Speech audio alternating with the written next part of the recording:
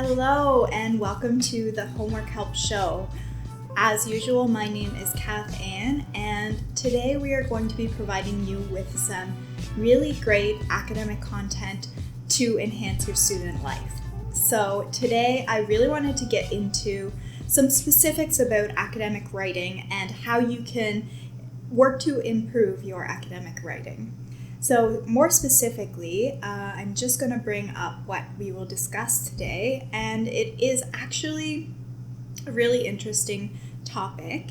We're going to be discussing how to modify your academic writing, and I'm going to identify 5 common mistakes made by students when they're writing an academic paper and how you can identify them and address them. So this doesn't have to do with creative writing or writing a letter to your friend. It is strictly academic writing or formal business writing. These tips can apply to that as well. So maybe you have commonly made some mistakes in your papers and you're looking to get better grades on them. So don't worry, I am here to help and provide you with a few tips that hopefully will enhance your academic writing. We're going to get into some real specifics around this, so I'm really excited to share with you. So tip number 1, don't use contractions. Now, what are contractions? Again, this is for academic writing. Contractions are words like don't, can't, shouldn't, couldn't, wouldn't, isn't, haven't, and hasn't.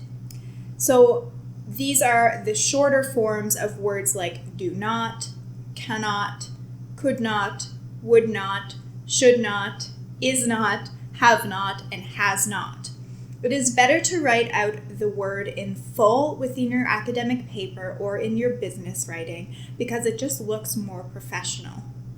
Notice how, for example, with cannot, it is one word. It's condensed into C-A-N-N-O-T, whereas if you write do not, it still remains as 2 separate words. So that's important to note when you are expanding contractions.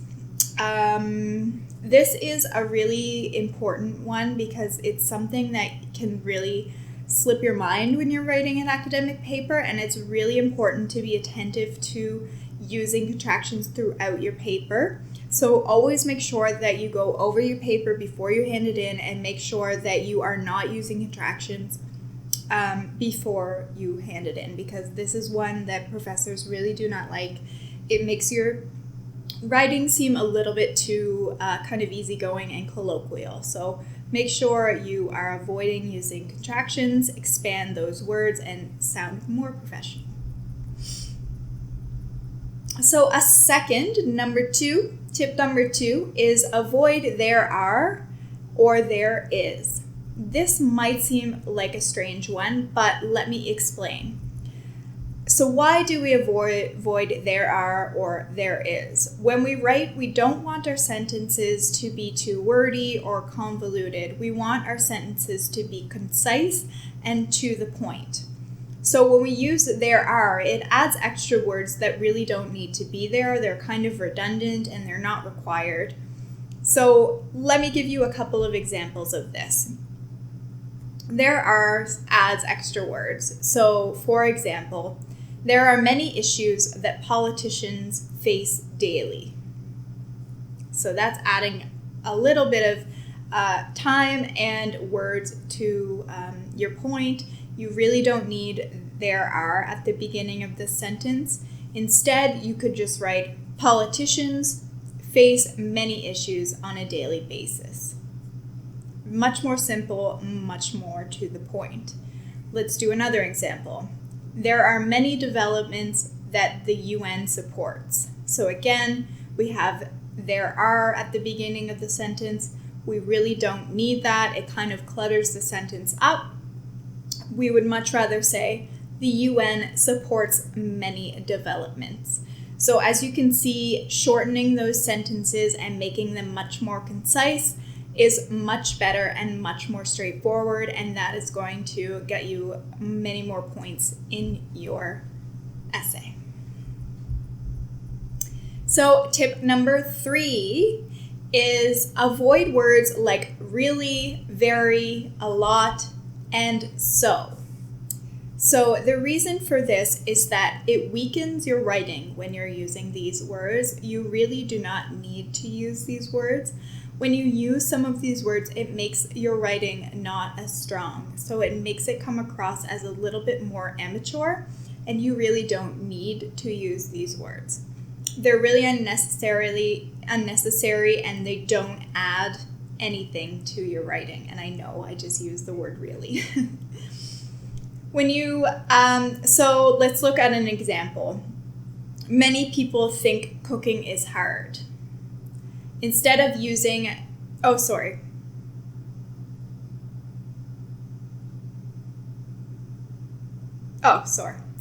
that again. Many people think cooking is very hard. Instead of using the words very hard, you can change it to something else.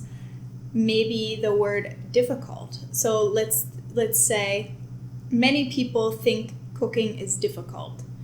It strengthens the sentence and it strengthens the meaning that you're getting at with your writing. Let's do a second example. Trump's presidency is really controversial.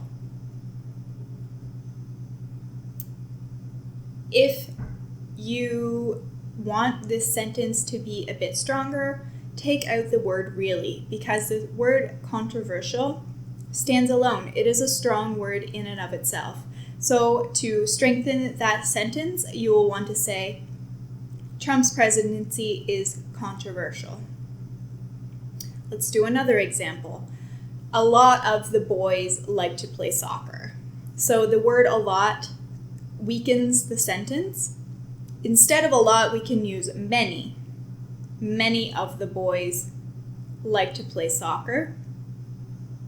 We can use many because the boys is countable or plural. So when a noun is plural, we can use many of the boys. Another example with the singular, much would be if the noun is singular. So for example, a lot of the time. So time is singular. Instead of using a lot because it weakens the sentence, we could say much of the time instead because it makes it a lot stronger. So tip number 4, passive voice versus active voice. And admittedly, this is probably one of my weakest points that I experienced when I was in undergrad. I always wrote in the passive voice. I found it really hard to write in the active voice. And sometimes it's something that I continue to have to work on. So I wanted to make a mention first that if you are studying sciences or you're in the science disciplines, you can use the passive voice. There are reports that are written in the passive voice. So it's okay to use the passive voice on occasion. Try not to use it all the time, but if appropriate, you can use it. But if you're studying the humanities, so sociology, English, history, philosophy, psychology, any of those subjects, you must use the active voice. That is an essential in academic writing in the humanities. So let's talk about what the difference is between passive voice and active voice. And I'm going to use an example to do this. So for an example, immigration reforms were implemented by Trudeau. That is written in the passive voice. Here we have the past tense of the verb to be, so we have were. And we also have the past participle of the verb to implement, so implemented. And then we also have the word by, which is usually something that kind of indicates that we are speaking in the passive voice. And as you can see, it's just not a very strong sentence. It takes away from what Trudeau has done. It doesn't put him kind of front and center within the sentence. So what we want the sentence to be a lot stronger and straightforward. So because it takes away from the fact that Trudeau implemented these reforms. So the sentence would be much stronger if it was written as Trudeau implemented immigration reforms. This strengthens the message of the sentence. So as opposed to immigration reforms were implemented by Trudeau, we now hear a much stronger message, which is Trudeau implemented immigration reforms. It just comes across a lot stronger than the first sentence.